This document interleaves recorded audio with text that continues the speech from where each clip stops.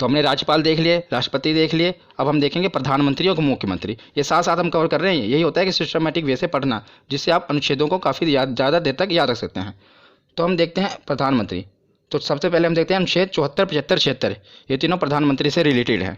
तो इसे आप याद कैसे रख सकते हैं? पहले तो आपको पता होना चाहिए कि जो प्रधानमंत्री होते हैं, अनुच्छेद 74 में जो मंत्रिमंडल होता है, ये राष्ट्रपति की सहायता के लिए बनाया होता है। मतलब राष्ट्रपति की सहायता के लिए मंत्रिमंडल का गठन किया जाता है, पर जो इसके हेड होते हैं वो प्रधानमंत्री होते हैं। जैसा कि आपको पता है कि भारत में जो राष्ट्रपति हैं वो तो नाम मात्र मुखिया हैं। ज़्यादातर पावर किसके हाथ में है? तो प्रधानमंत्री के हाथ में है। पर राष्ट्रपति की सहायता के लिए मंत्रिमंडल का गठन किया जाता है और इसके हेड प्रधानमंत्री होते हैं। तो 74, 75 लगातार ही हैं। और 75 के बाद हम देखते हैं 76। 76 में महान्यायवादी। तो महान्यायवादी कौन होते हैं? तो राष्ट्रपति द्वारा महान्यायवादी की नियुक्ति की जाती है। महान्यायवादी एक विधि अधिकारी होता है, मतलब सीधे शब्दों में आपको बताऊं तो ये कानूनी विशेषज्ञ होते हैं जो भारत सरकार को कानूनी सलाह देते हैं। तो जैसे राष्ट्रपति सुप्रीम कोर्ट से सलाह लेते हैं, इसी प्रकार महान्यायवादी होते हैं जिन्हें राष्ट्रपति नियुक्त करता है, पर जो सिफारिश होती है मंत्रिमंडल, मतलब प्रधानमंत्री की सिफारिश पर ही राष्ट्रपति नियुक्त करते हैं और ये कानूनी सलाह देते हैं प्रधानमंत्री को। तो तीनों आपको याद रखने हैं। सबसे पहले तो 74 में मंत्रिमंडल, 75 में प्रधानमंत्री उसके हेड और 76 में कानूनी सलाह ले सकते हैं। उसी प्रकार जैसे प्रधानमंत्री है केंद्र के लिए, तो राज्य के लिए कौन होता है? मुख्यमंत्री, उसका मुखिया होता है। तो अनुच्छेद 163 में मंत्रिमंडल, सेम टू सेम। इसको याद करने की ट्रिक भी एक ही है। देखिए कैसे, जैसे मैंने आपको वहाँ पर राष्ट्रपति और राज्यपाल में क्या बताया था कि एक जोड़ना है, यहाँ पर एक एक घटाना है। जैसे 74 है, क्योंकि जो अगर आपको देखा जाए प्रधानमंत्री की पोस्ट बड़ी है, मुख्यमंत्री एक स्टेप उससे नीचे ही है। आपको याद करने के लिए बता रहा हूँ, ऐसे नीचे है ना, एक स्टेप नीचे, तो बस आपको एक स्टेप नीचे घटा देना है। जैसे 74 मंत्रिमंडल है, आपको दोनों में एक एक घटा देना है। 4 में से गया 3, 7 एक 6, और जो एक घटा है आपको एक आगे लगा देना है। 163 आ गया। ऐसे आगे 75 में भी करना है तो 164 आ जाएगा। 76 में भी करोगे तो 165। मतलब इन तीनों से आप इन तीनों को याद कर सकते हैं। जैसे राष्ट्रपति के राज्यपाल याद कर लिया, प्रधानमंत्री का याद किया तो मुख्यमंत्री का याद कर लिया। तो तीनों साथ साथ ही हैं। मंत्रिमंडल इसमें 74 में है, अनुच्छेद 173 में 163 में मंत्रिमंडल है, इसमें 75 में प्रधानमंत्री हैं, तो 164 में मुख्यमंत्री हैं, और 76 में महान्यायवादी हैं, तो 165 में महाधिवक्ता। मुख्यमंत्री के लिए महाधिवक्ता होता है। जो काम मतलब कि महान्यायवादी प्रधानमंत्री के लिए करता है, वही काम महाधिवक्ता मुख्यमंत्री के लिए करता है। और जो महाधिवक्ता है, इनकी नियुक्ति कौन करेगा? तो जैसे वहाँ पर राष्ट्रपति करते हैं तो यहाँ पर राज्यपाल करेंगे। तो एक ही ट्रिक से आप इन 6 को याद कर सकते हैं। तो प्रधानमंत्री और मुख्यमंत्री तो हमने देख लिए। अब हम आते हैं संसद पर, क्योंकि कानून कहाँ पर बनेंगे? संसद में। तो ये तो आपको याद ही होगा क्योंकि काफ़ी इंपॉर्टेंट है, आपने याद किया ही होगा। संसद का जो वर्णन है अनुच्छेद 79 में है, 79। और उसके बाद 80 और 81 लगातार ही है, राज्यसभा और लोकसभा। तो कई बार क्या होता है, हम इनके क्रम में मिस्टेक कर देते हैं। कई बार हम भूल जाते हैं कि 80 में लोकसभा आएगा या राज्यसभा आएगा।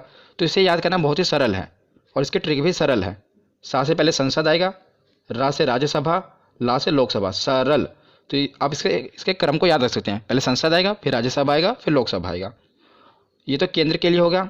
उसी प्रकार राज्य में भी है। तो जैसे केंद्र में बोला संसद है, उसी प्रकार राज्य में है विधानमंडल। मतलब राज्य में कोई कानून बनाना होता है तो विधानमंडल के तहत बनता है।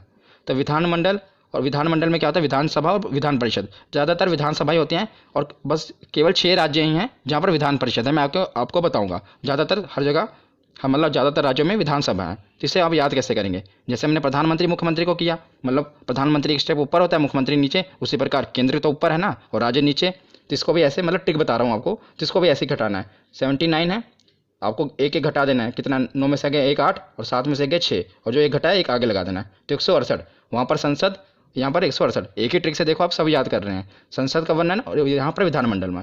उसके बाद हम देखते हैं लोकसभा। तो लोकसभा 81 है, 81 में भी आपको 11 घटा देना है। 1 में 1 गया 0, 8 में से गया 7, और आगे एक जो घटा है लगा देना है 170। तो वहाँ पर लोकसभा और यहाँ पर विधानसभा, इसको भी आप याद कर सकते हैं। तो विधानसभा के बाद ये है विधान परिषद। ये मतलब हर जगह नहीं है, सिर्फ केवल 6 राज्यों में है। तो 6 राज्यों में है। ये भी कई बार पूछ लिया जाता है कि बताओ कि विधान परिषद किन किन राज्यों में है।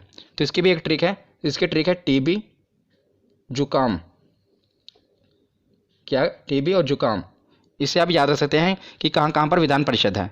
टी से जैसे हो गया तेलंगाना, बी से हो गया बिहार, तेलंगाना और बिहार। जे से जम्मू कश्मीर।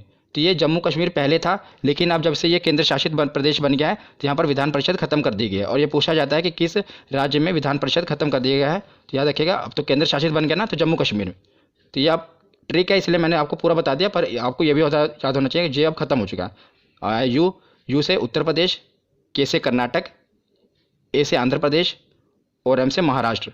आंध्र प्रदेश भी अब जो है अपनी विधानसभा में उसने ये प्रस्ताव पारित किया है कि हमारे यहाँ विधान परिषद को ख़त्म कर दिया जाए, पर अभी वर्तमान में ख़त्म नहीं हुई है। तो कि 6 राज्यों में अभी भी है, पहले तेलंगाना, बी से बिहार, जम्मू कश्मीर ख़त्म हो गया, तो 1 2, यू से उत्तर प्रदेश 3, के से कर्नाटक 4, ए से आंध्र प्रदेश 5 और एम से महाराष्ट्र 6। तो मैंने आपको विधान परिषद भी बता दिए क्योंकि ये भी पूछे जाते हैं। तो हमने संसद को भी कवर कर लिया ट्रिक से, और विधानमंडल, विधानसभा और विधान परिषद को भी कवर कर लिया। तो संसद के कुछ और भी अनुच्छेद हैं जो पूछे जाते हैं, मैंने साथ ही कवर कर दिए, उसे भी देख लेते हैं। तो हम आते हैं अनुच्छेद 100 पे। कई बार पूछा गया अनुच्छेद 100 में किसका वर्णन है? निर्णायक मत। निर्णायक मत क्या होता है कि मतलब कि अगर यदि लोकसभा में किसी मुद्दे पर वोटिंग हो रही है और जो वोटिंग है वो बराबर हो जाए, यानी कि निर्णय ना हो पा रहा हो, तो उस समय क्या होता है कि अध्यक्ष महोदय अपना निर्णायक मत देंगे। तो अध्यक्ष महोदय जिस पे अपना मत दे देंगे उसे ही पारित कर लिया जाएगा। मान लीजिए कि वो हाँ के पक्ष में अपनी वोट दे रहे हैं तो कानून को पारित कर दिया जाएगा, ना के पक्ष में अपनी वोट दे रहे हैं तो कानून को पारित नहीं किया जाएगा। मतलब जबकि इसको याद रखना भी आसान है। देखिए 100 है ना, मतलब जब भी 50-50 बात आ जाए कि ना कानून का निर्णय ना हो पा रहा, 50-50 बात आ जाए, 50-50 100 होते हैं, तो एक वोट जो वहाँ पर अध्यक्ष महोदय हैं उनका निर्णायक मत माना जाएगा। तो अनुच्छेद 100 में निर्णायक मत का वर्णन है। 100 के बाद देखते हैं अनुच्छेद 108। तो अनुच्छेद 108 में संयुक्त अधिवेशन। अधिवेशन कब बुलाया जाता है मैं आपको बताता हूँ। मान लीजिए लोकसभा में कोई चीज़ पे बिल पर बहस चल रही है और कोई निर्णय नहीं लिया जा पा रहा है, तो क्या किया जाता है कि लोकसभा में बिल अटका पड़ा है और राज्यसभा में भी अभी पहुंचा नहीं, तो लोकसभा और राज्यसभा के दोनों की संयुक्त अधिवेशन बुलाया जाता है। ये राष्ट्रपति बुलाते हैं जब वो बहुत ही मतलब जरूरी हो कानून बनाना, तो लोकसभा और राज्यसभा दोनों को बुलाया जाता है, इसलिए संयुक्त अधिवेशन किसमें है? 108 में। उसके बाद देखते हैं अनुच्छेद 110 और अनुच्छेद 117 दोनों आपको याद रखने हैं। 110 में धन अधिवेशन और 117 में वित्त विधेयक। इसको धन विधेयक भी कहते हैं, धन विधेयक और वित्त विधेयक। ये काफ़ी कन्फ्यूजिंग है, धन विधेयक और वित्त विधेयक कई बार पूछे गए हैं। मतलब इसका पूछा क्या जाता है, इसकी डेफिनेशन पूछी जाती है, इसमें होता क्या है ये भी पूछा जाता है कि 10 में क्या है। पहले तो आप याद रखते हैं 10 और धन।